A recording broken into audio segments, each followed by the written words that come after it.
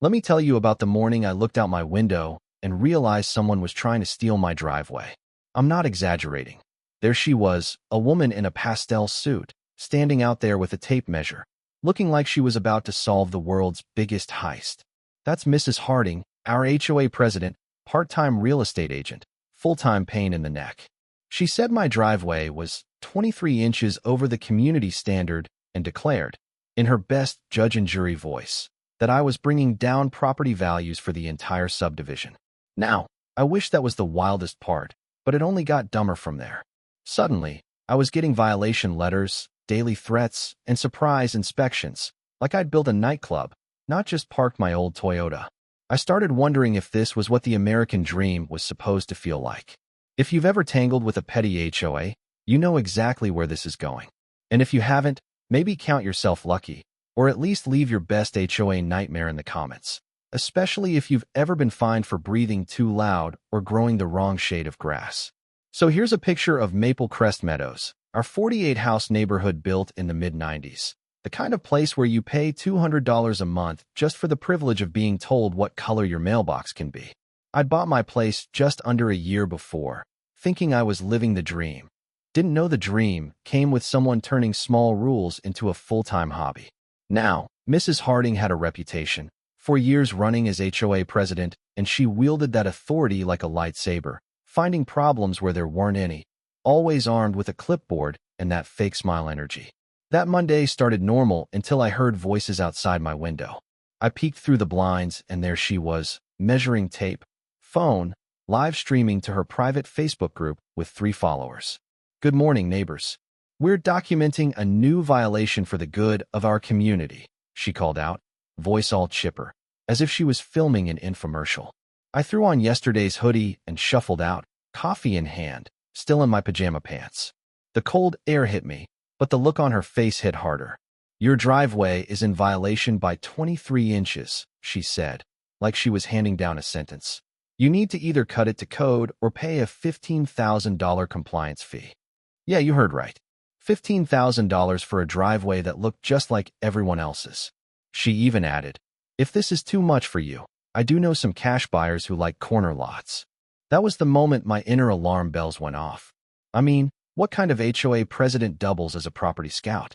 So, I asked for the exact rule, just calmly, politely. Can you show me the section you're referencing? She dodged like a pro, said she'd email the documentation later. Red flag. And her measuring? Let's just say the numbers kept changing, depending on where she stood. Instead of panicking, I did what I do best, research. Dug into every HOA document I could find, compared versions, looked for the fine print. Turns out, the original rules from '95 allowed my driveway width just fine. The new, 2020 version that Mrs. Harding waved around didn't exist back then. That's when I called my friend Erica. She's a city planner. Can an HOA really make something illegal if it was built legal? Erica just laughed and said, that's called grandfathering. You're protected. Don't let them bully you. She sent over old neighborhood surveys and confirmed it. My driveway was legal. But here's the twist. My neighbor Bill, retired fire captain, walks over one morning. You dealing with Mrs. Harding? He asks. Then he tells me she pulled this exact stunt on the Garcias last year. Something about a fence, and the year before that, the Wilsons and their mailbox color. Each time, she started friendly, then got nasty, then suggested selling. And in both cases, just like me, she knew buyers. Turns out, she'd been pressuring people to sell under market, funneling the deals to investor friends, and collecting referral fees on the side. I started piecing things together, found her old listings, saw a pattern of houses being sold cheap after HOA disputes. It all clicked. This wasn't about rules, it was about money and control. When Mrs. Harding realized I wasn't backing down, she ramped things up, started posting on the community page, talking about property value threats and non-compliant residents. She scheduled a community meeting, handed out flyers with my address and photos of my house, making me out to be a public menace. The night of the meeting was straight out of a courtroom drama. About 40 neighbors showed up, and Mrs. Harding had a slideshow ready, talking about the driveway crisis. When she finished, I stood up, hands shaking a little, but I was ready. I laid out my timeline, original documents, and asked in front of everyone, When were these new rules actually shared with us? She couldn't answer, stumbled over dates, contradicted herself. You could feel the room turning, people exchanging glances, starting to wonder if maybe I wasn't the villain after all. A week later, Mrs. Harding sent a so-called independent surveyor to my house. The guy was about as independent as my coffee mug. He showed up unannounced, demanded access, and when I refused, he muttered, "She just wants documentation of a violation, man." I recorded everything. Then, things got crazier. She tracked down my boss at work, tried to get me in trouble, claimed I was dangerous to the community. My manager laughed it off, told her I barely left the house. That's when I knew she'd do anything to force me out. But my luck turned. Erica's city surveys revealed something wild. Part of the neighborhood's main road actually ran over property that belonged to me. For decades, the city had just assumed it was all public, but legally, 17 feet of that road was mine. If push came to shove, I could block off access. It was like finding a trapdoor in the middle of a chess game. Mrs. Harding wasn't done yet. She filed a police report, tried to get a restraining order, claimed I was harassing her. In court, I showed my binder, audio recordings, emails, survey evidence. The judge wasn't impressed by her evidence. Restraining order denied, and the court actually encouraged me to get a formal survey. That survey confirmed everything. I owned a chunk of the only road in and out. I filed with the city, put up signs, and, with all the proper paperwork, installed orange barriers. Suddenly, Mrs. Harding and her allies had to ask my permission to drive out of the neighborhood.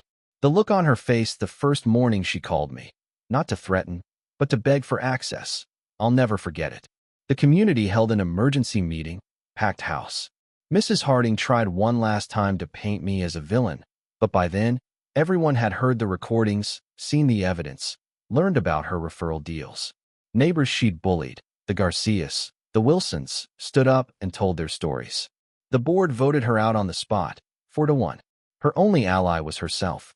In the end, Mrs. Harding had to publicly apologize, repay legal fees, promise never to serve on the HOA board again, and do community service, supervised by Bill, the same guy she'd tried to bully.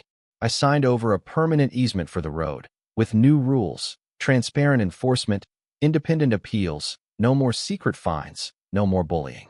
And just like that, our neighborhood started to feel like a real community again. Funny thing is, a few months later, property values had gone up, not down. More families wanted to move in. Word spread that we had fair rules and actually looked out for each other. Harding?